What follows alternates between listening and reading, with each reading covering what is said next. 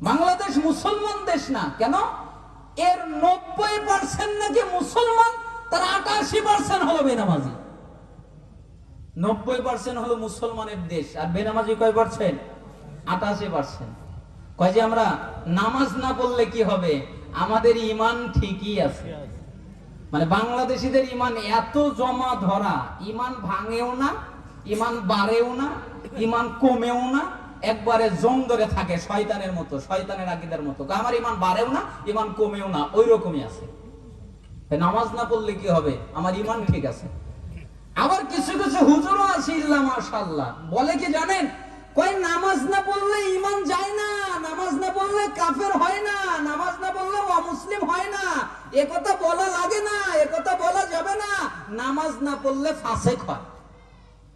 তা আমি এক হুজুরকে বললাম, আচ্ছা হুজুর, আপনি কি এরকম একটা আয়াত দিতে পারবেন? কেমন আয়াত?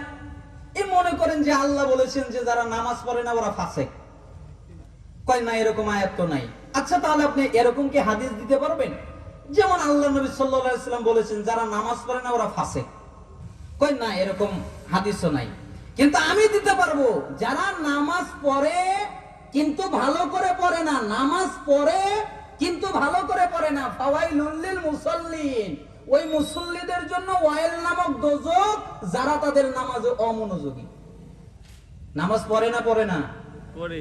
জোরে বলেন, নামাজ পড়ে না পড়ে না? পড়ে, কিন্তু নামাজে কি? অমনোযোগী। তাই কোথায় যাবে? জাহান্নামে যাবে। আর যদি নামাজ না পড়ে, একবারে কন্টিনিউ ত্যাগ করে, জান্নাতে যাবে। দলিল কোথায়?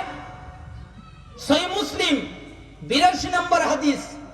আল্লাহ নবী সাল্লাল্লাহু আলাইহি সাল্লাম বাণীটা দেখেন কিভাবে বললেন, যারা আলেম মানুষ তারা বুঝতে পারবেন।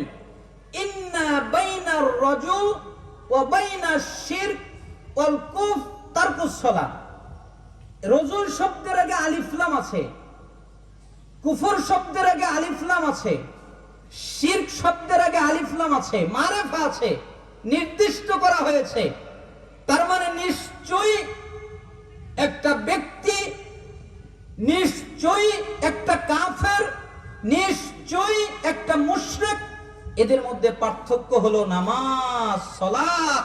যারা সালাত আদায় করে এরা হলো ঈমানদার, যারা সালাত আদায় করে না এরা হলো কাফের, এরা হলো মুশরিক।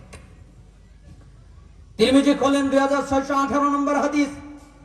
রাসূল সাল্লাল্লাহু আলাইহি সাল্লাম আরো পরিষ্কার করে দিয়ে বললেন, বাইনাল কুফরি ওয়াল ঈমান তারকুস সালাহ।